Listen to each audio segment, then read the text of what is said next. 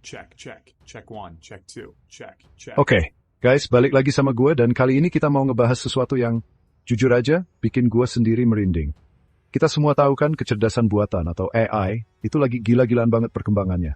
Dari yang cuma bisa main catur, sekarang udah bisa nulis artikel, bikin gambar, bahkan katanya sih bentar lagi bisa nyetir mobil lebih jago dari kita semua. Keren. Tapi, di balik semua kemajuan yang bikin kita melongo ini, ada satu pertanyaan besar yang menggantung. Gimana kalau ada yang salah? Bayangin aja, teknologi secanggih ini yang punya potensi buat ngubah dunia kita jadi lebih baik, ternyata juga punya sisi gelap yang mengerikan. Satu aja kesalahan kecil, satu aja langkah yang salah perhitungan dari kita, manusia yang nyiptainnya, bisa jadi pemicu bencana yang gak pernah kita bayangin sebelumnya. Ini bukan lagi ngomongin soal robot ngamuk karena korslet, tapi sesuatu yang jauh lebih fundamental, lebih mengancam eksistensi kita. Kita lagi ngomongin soal potensi AI, jadi ancaman terbesar buat umat manusia. Jadi apa aja sih kesalahan fatal yang bisa bikin AI jadi musuh kita? Kesalahan pertama, dan ini menurut gue krusial banget, adalah ketika kita, manusia, dengan entengnya ngasih AI kendali penuh tanpa batasan yang jelas. Coba deh lo bayangin, sekarang aja udah ada beberapa negara yang mulai ngasih wewenang ke AI buat ngurusin hal-hal super penting. Kita ngomongin soal militer, di mana AI bisa aja dikasih tugas buat nentuin target serangan. Kita ngomongin soal keuangan, di mana algoritma AI bisa ngontrol pasar saham. Dan tentu aja keamanan, di mana AI bisa jadi penjaga yang nggak pernah tidur, tapi juga nggak punya hati nurani.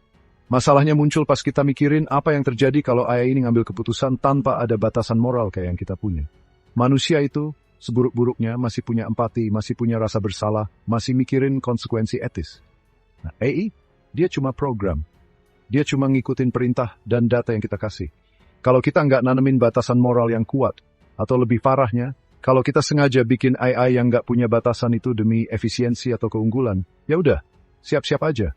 Kita ini kayak lagi main api, tapi apinya bukan api biasa, ini api teknologi super canggih yang nggak kenal etika. Kita ngasih dia kekuatan buat ngambil keputusan yang bisa nentuin hidup mati orang banyak atau stabilitas ekonomi global, tapi kita lupa ngajarin dia bedanya benar dan salah versi manusia. AI itu nggak akan mikir, oh, ini nggak adil. Cuma ngejar tujuan yang udah kita set dengan cara paling efisien menurut kalkulasinya. Kesalahan fatal kedua yang sering banget kita, atau lebih tepatnya para ilmuwan dan developer, lakukan adalah kita nggak benar-benar paham cara AI itu berpikir. Ya, kita yang nyiptain algoritmanya, kita yang masukin datanya. Tapi seringkali, bahkan para penciptanya sendiri nggak bisa ngejelasin dengan pasti kenapa AI ngambil satu keputusan tertentu dan bukan yang lain. Ini fenomena yang dikenal dengan istilah black box AI atau AI kotak hitam. Kita tahu inputnya apa, kita tahu outputnya apa. Tapi proses di tengah-tengahnya itu misterius.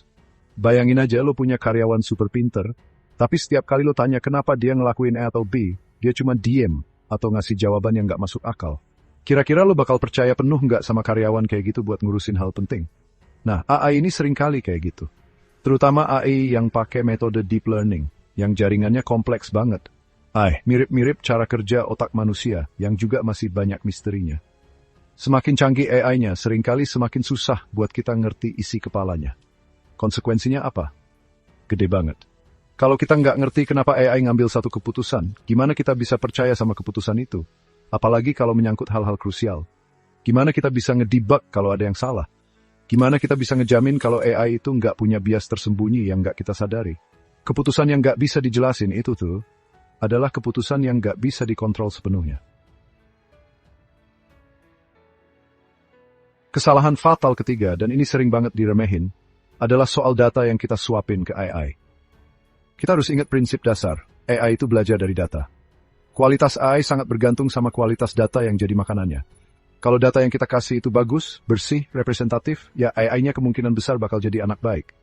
Tapi gimana kalau data yang kita kasih itu mengandung bias, penuh kesalahan, atau bahkan syarat sama kebencian dan informasi sesat? Ya, AI-nya bakal jadi cerminan buruk dari data itu. Ini masalah serius, guys. Karena data yang ada di dunia ini, data yang kita kumpulin dari internet, dari sejarah, dari interaksi sosial kita itu nggak ada yang steril. Data itu mencerminkan realitas masyarakat kita, termasuk semua prasangka ketidakadilan dan sisi gelapnya. Misalnya, kalau data historis menunjukkan bahwa kelompok tertentu lebih sering ditangkap karena kejahatan tertentu, mungkin karena bias sistemik di penegakan hukum, bukan karena mereka inherently lebih jahat, AI yang belajar dari data itu bisa aja nyimpulin kalau kelompok tersebut memang lebih berisiko. Akibatnya, AI bisa jadi alat buat ngelanggengin bahkan memperkuat bias dan diskriminasi yang udah ada. AI yang dipakai buat seleksi kredit bisa aja jadi lebih pelit ngasih pinjaman ke kelompok minoritas bukan karena mereka nggak layak, tapi karena data historisnya nunjukin pola kayak gitu. Kesalahan fatal nomor 4 ini agak beda. Ini bukan soal teknis AI-nya, tapi lebih ke manusianya, ke sistemnya. Yaitu kita terlalu sering mengabaikan aspek etika dan regulasi dalam pengembangan AI. Coba deh perhatiin, teknologi AI itu larinya kencang banget kayak kuda liar. Sementara hukum, etika, dan regulasi kita itu jalannya kayak kura-kura. Jomplang banget kan?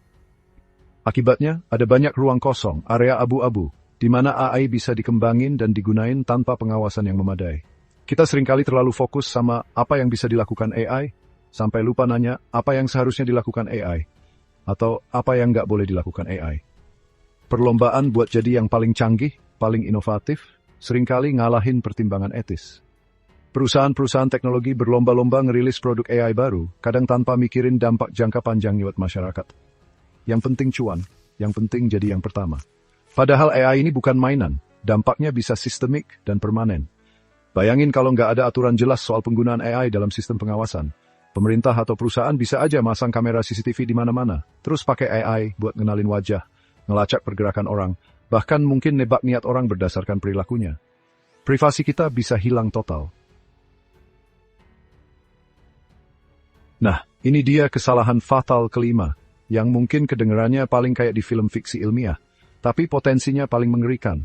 Yaitu kita menciptakan AI yang bisa memperbaiki dirinya sendiri. Bahkan mungkin mereplikasi dirinya sendiri, tanpa perlu campur tangan manusia lagi. Bayangin sebuah program komputer yang gak cuma pinter, tapi juga bisa belajar buat jadi lebih pinter, terus lebih pinter lagi secara eksponensial, tanpa kita bisa ngontrol atau bahkan ngertiin lagi prosesnya. Ini konsep yang sering disebut sebagai Artificial General Intelligence, atau bahkan Artificial Superintelligence, ASI. AI yang nggak cuma jago di satu bidang spesifik kayak main catur atau ngenalin gambar, tapi punya kecerdasan umum kayak manusia, atau bahkan jauh ngelampauin manusia di semua aspek kognitif. Dan yang paling bikin merinding, AI kayak gini mungkin bisa punya kemampuan buat mengupgrade kode programnya sendiri, mencari cara baru buat ningkatin kecerdasannya dengan kecepatan yang nggak bisa kita imbangin. Awalnya mungkin tujuannya baik. Misalnya kita bikin AI yang bisa bantu nyari obat buat penyakit kanker, terus kita kasih dia kemampuan buat belajar mandiri biar prosesnya lebih cepat. Tapi apa yang terjadi kalau proses belajar mandiri ini jadi nggak terkendali? Dia bisa aja nemuin cara-cara baru buat ngakses data, ngontrol sistem lain, atau bahkan memanipulasi lingkungan fisiknya demi mencapai tujuannya, yaitu jadi lebih pintar. Tanpa peduli lagi sama instruksi awal atau batasan etis yang kita kasih. Ini bukan cuma khayalan gue. Banyak tokoh-tokoh pinter di dunia ini, kayak mendiang Stephen Hawking atau Elon Musk, udah berkali-kali ngasih peringatan soal bahaya dari AI yang bisa memperbaiki dirinya sendiri. Mereka bilang, ini bisa jadi ancaman eksistensial terbesar buat umat manusia. Bespecie de Califo. Jadi guys, setelah kita ngebahas 5 kesalahan fatal tadi, mungkin ada yang jadi makin parno, atau mungkin ada yang mikir gue terlalu lebay. Tapi intinya bukan buat nakut-nakutin. Intinya adalah buat kita semua sadar bahwa AI ini, secanggih dan semenakjubkan apapun kelihatannya, tetap aja ciptaan kita, manusia. Dia nggak muncul dari ruang hampa. Dan sebagai pencipta, kita punya tanggung jawab besar buat mastiin ciptaan kita ini, nggak malah jadi bumerang yang ngehancurin kita sendiri. Kesalahan-kesalahan yang udah kita bahas tadi, mulai dari ngasih kendali tanpa batas, nggak ngerti cara kerjanya, ngasih data yang bias, ngabain etika, sampai bikin AI yang bisa berevolusi sendiri, itu semua adalah pilihan-pilihan yang kita buat atau kelalaian yang kita biarin terjadi. Dan setiap pilihan itu ada konsekuensinya.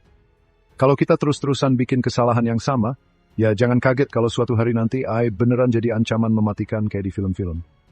Tapi kabar baiknya, gue percaya kita masih punya waktu. Masih ada kesempatan buat kita belajar dari kesalahan, buat lebih bijak dalam ngembangin dan gunain teknologi ini.